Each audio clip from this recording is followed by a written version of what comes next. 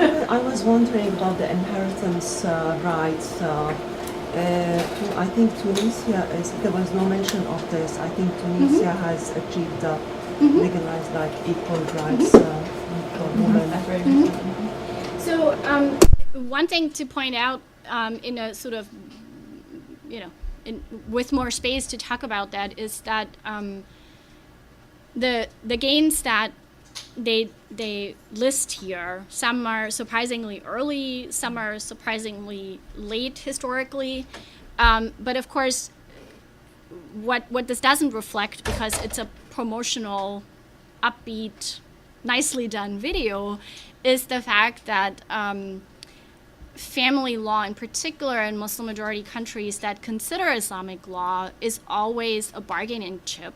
And so legislation in different countries has moved, well, if I say back and forth, then, like I'm engaging in this, it goes in one direction, but has moved significantly all over the place. So Egypt is a really good example for how often parts of the family and personal status code have changed, often in negotiation with more or less Islamist groups in and out of parliament. That's true in Jordan. That's certainly true in Morocco and Tunisia. And so this negotiation over law is partly made really difficult by the fact that if it's changed in the right way, so to speak, from Musawah's perspective, it can also be changed again. And so some of the things that are listed here from 2009 are simply not accurate anymore in both directions. Yeah, cool. I want to kind of work with that same idea, because one of the things I notice in my own studies and activist work is that while we have these very dramatic legal changes in Tunisia, Morocco, and these other places that are listed in this group, Musawah and so on, when we're looking kind of on a micro level in our communities and the religious discourse that's employed, they're not in any way in tune with this kind of progressive justice movement. So they will continue to make statements like Islam says, and women don't mind coming and standing in the back, or all kinds of narratives. I just was in the chaplains conference for a brief period and heard some of the dialogue around women's access to prayer spaces and changing that kind of dynamic. And the way in which the discussion developed was, again, very isolated from this bigger issues and the bigger picture of change and justice work. So have you studied that more, or do you think about that more? What else can you say about how it looks on this micro level in religious discourse within particular communities? So I think it's a difficult question to answer, in the sense that on the one hand, scholars have argued that American Muslim communities, very, very much in the plural, are a microcosm of Muslim majority societies with some other things added to the mix. And I do think that there's some truth to that, in the sense that these are communities that are both American and transnational in all the ways that matter. When we talk about Muslim immigration to the United States outside of the Muslim ban and the war on terror, we often forget that it's an ongoing process, right? So like when we're talking about people who are American Muslims through immigration, we're talking about people who are fourth generation, in some cases, Muslim Americans with, I don't know if it makes still sense to talk about immigrant background, but people do that, and people who arrived here 2 days ago, and everything in between. And so there is a way in which I think there are global conversations that travel. I would say I share your frustration that it's usually not the ones that people like you and I want to travel, right? So like it's particular things that gain traction and others that perhaps don't. And part of the, it is notable, and I talked with the Musawah people about that 2 years ago, that there are no, as far as I know, no American Muslim organizations involved. One of the reasons is that, so to come back to the domestic violence work, one of the things that I was really struck by was that in DV awareness work in Muslim communities, there is no reference to Islamic law. For various reasons. Islamic law is very complicated in Muslim communities, the way it is administered, the way it functions as an ethical framework. But many of the DV advocates told me that they don't feel equipped to make legal arguments, and so they make Quranic arguments instead, right? So like they move the level of that discourse to something that they feel relatively comfortable with. I don't know if it is because it is perhaps easier to claim authority. I mean, there are people on the exact other end of the spectrum who also do Qur'an only. The irony of that's not lost on me, but maybe there is sort of a place to negotiate that you don't have when any conversation requires legal pedigree, right? And so I think there are reasons for why law doesn't figure very prominently in these communal discussions.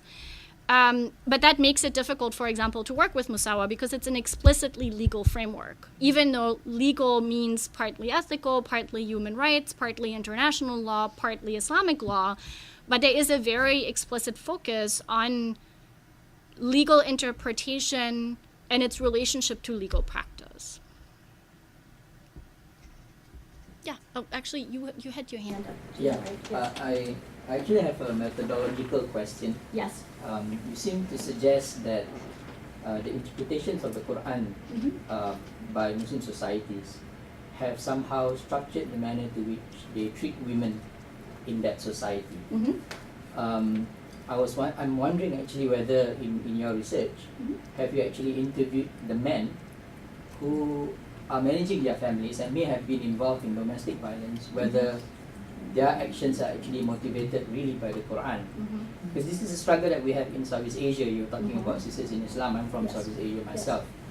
There is actually a dissonance between the text and the context in Southeast Asia that has led to domestic violence actually. In studies on, for example, Minangkabau society, women are actually upheld in that society. They have the right to inheritance. And the reason is because the Minangkabau people are closer to the Qur'an, or at least are more text-bound than other communities in Southeast Asia. So I'm wondering whether, have you heard the men's side of the story and actually get from them the justification for their actions? Because I'm looking at the statistics from the American Psychological Association. They say that 4,774,000 men in the US have committed domestic violence against women every year. I don't think they've read the Quran. But the justification... Oh, that's where the question is going. Yes. No, but for me it's the methodological one. Because in my own work on Southeast Asia, this linking of text and context becomes problematic when we don't actually go down to the context in itself, as in to interview the men who have done such crimes on what actually motivated them. Is it really the Quran? Or the question I'm asking is it something else extraneous to the Quran? Yes. So it's a complicated question. On one level, I will say, no, I have not ever intentionally interviewed perpetrators of domestic violence. I've encountered them, but I wouldn't want to interview them. There are people who do perpetrator research in a variety of contexts. The other thing that you're pointing to, I think, is something that is in fact very significant, which is something that I strongly believe in, which is that domestic violence is a product of a particular type of patriarchy that permeates all societies. There's nowhere on this earth that's not patriarchal. And I went into the research with this assertion that any form of patriarchy supported in a particular family has the potential to turn abusive, even if it isn't. So like if the statistics are not to be believed, because reporting on domestic violence is, like on sexual assault, really unreliable, because the system that's supposed to prosecute it is also patriarchal. That's a really long conversation to have. What happens when a woman actually goes to the police? What happens when a Muslim woman goes to an American police station? So if I come back to the people that I was interviewing and working with, they would say domestic violence is a Muslim problem because there are Muslim perpetrators, but it doesn't come out of Islam. So, for another book, what Islam says about domestic violence, right? So this is it's actually, I can pass it around if you give it back to me. This is produced by a group of people who are local to the DC area, and is a guide for anyone who works with Muslim families that have issues with domestic violence. And they make, and there's a lot of money in here. I don't know why that does. Wish I'd gotten it first. I had forgotten that I hid it there. From my children. So it's not caused by Islam, but what the Muslim advocates would say is that there are remedies from within Islam. I do know, so one scholar, Sadia Sheikh, who's also South African, has made the argument, she did research both with victims and perpetrators in a particular South African Muslim community, and she found, in fact, that many of the perpetrators didn't know about 434. So what I have found in the US context, in all the places that I've been to talk about this, is that people are aware, but that no one goes to a DV awareness event in a mosque and stands up and says, I have the right to beat my wife. That only happened once in all of the 6 years, and it shows up in the book because everyone else was flabbergasted. So I would say the broader question is, does the patriarchy that the Qur'an may or may not promote allow for domestic violence, rather than do perpetrators know 434 and that enables them, right? So like abuse is part of a broader structure of hierarchical gender relations. However, in the context that I worked in, many of the people say things like, including in the book, say things like, I don't care who leads the family, as long as there is no hitting and no psychological abuse and no power and control dynamic. So it's the relationship between text and context here, I agree with you, is complicated, but I also want to point out, as a scholar of the modern period, that there's unprecedented access to the Qur'an by people who historically had no access to the texts. And we often talk about Qur'an interpretation as if everyone in the 12th century was walking around and saying, oh, I think this verse means that. The majority of Muslims before the modern period, before the printing of Qur'ans, which happens relatively late in the history of printing technology, did not own a Qur'an, did not read the Qur'an, and definitely, even if they memorized all of it, which always then comes into this conversation, they didn't memorize it to interpret it. They did other things with it. They didn't read it or memorize it for meaning. And so the exegetical project has grown exponentially, which is what leads to what I earlier called exegetical relativism, this possibility of everyone just taking the Qur'an and telling everyone else what they think that means. Does that address it a little bit? Not really. That was not very nice. No, yeah, I think like there's an article I have for you on Nigeria. Someone did a study on Nigerian Muslim women, Christian women, animist women, and did like what they feel about domestic violence. That's a good context study. But but I think you haven't actually shown to us how. I mean, this is about the theory of motivations, really. To what extent are Muslim men motivated by interpretations of the Quran? Or are they motivated by some other thing in the treatment of women? For example, in the study of, when you look at sisters in Islam, many of the studies that have been done by sisters in Islam have shown that a lot of what's happening in Malaysia, for example, when it comes to marital rape and domestic violence, are actually born out of the stresses of modernity, and less out of Islam, really. Gotta look a little. Yeah, so that's one. And of course also the influence of culture, the patriarchal culture that you find that is coming into Southeast Asia from the Arab world and other parts of the world. So I mean, what I'm saying So, is that but as I said, and I did say that, you argue that the patriarchy comes out of the Quran in whatever form the Quran informs ethical frameworks. So I think my point stands that even if it's not motivated by a particular verse that people take and say, I can hit my wife because it says that, there is a way in which the hierarchical structures that the Quran is read to contain, those are contested as well, that those inform societal structures. I mean, I don't think you want to argue that the Quran doesn't shape Muslim societies. And if it does, then that link is already established, I would say. Thank you very much. I have two questions. One is that should I write them down? Or they no. With Musawah, is it? How are they accessed? Like, let's say like women in like Saudi Arabia or Iran, where things are much maybe like more limited to like women in Malaysia, although I don't really know how the differences are in Malaysia. Like, are there local offices or places that they can reach out to get like legal help and whatnot? And another thing I wanted to ask is, from the video, I have an understanding that men are also interested in equality in some sense. 5 of them? Right, so like what is the outcome? Are there like statistical data on men? Because I feel like women are reaching out to just like to seek equality, but if it's not met halfway, like is there a good outcome of men meeting them halfway?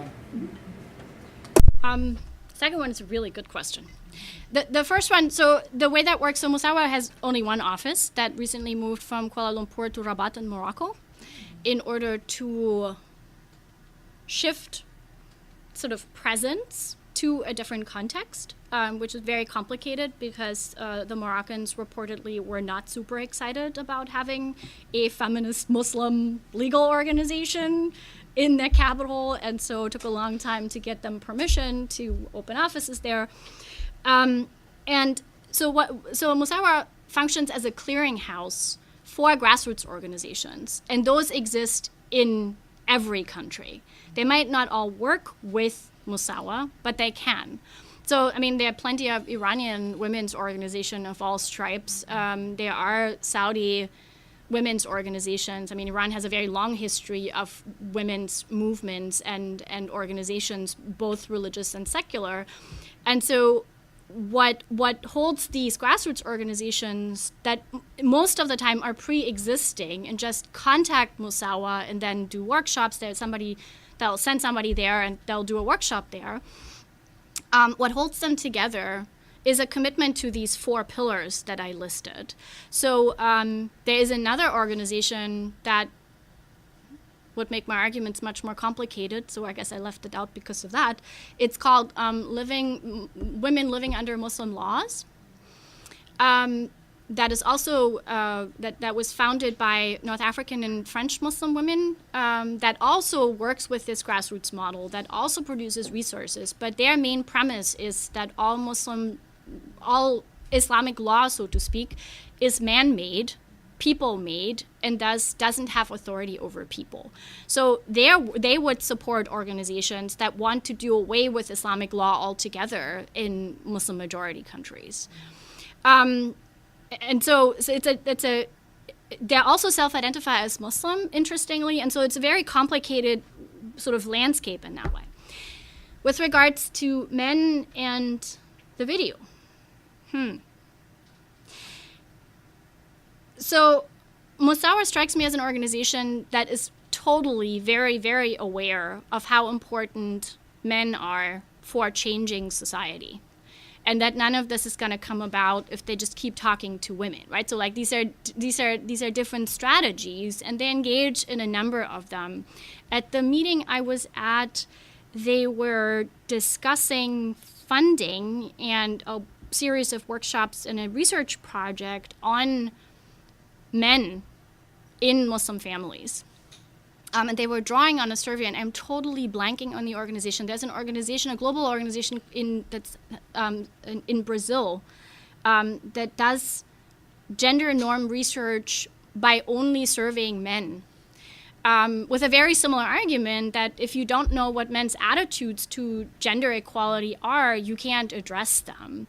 But at the workshop, there was a really serious debate that I thought was profound about what it means to shift focus from women to men, because men are in power, because we've had the focus on men in studies for a really long time. So like there's an interesting tension there in recognizing that work with men is central to changing something without displacing the focus on women as why we're doing that work in the first place. I don't know if that's helpful. So like the lawmakers are for the most part men. And so when they go and lobby parliament, or, you know, talk to a group of policymakers, they encounter men all the time. Which is also where this sort of interesting tension comes from about talking about feminism or not talking about feminism. So when this comes up and when it is foregrounded and when it is not, in part is about keeping channels of communication open or opening them if they're not already there. But it also recognizes that men usually have more power and more authority and thus are the people to approach in the first place.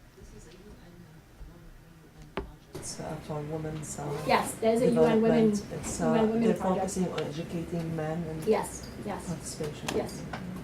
And that money came from UN Women, so it's part of this outreach. Yeah.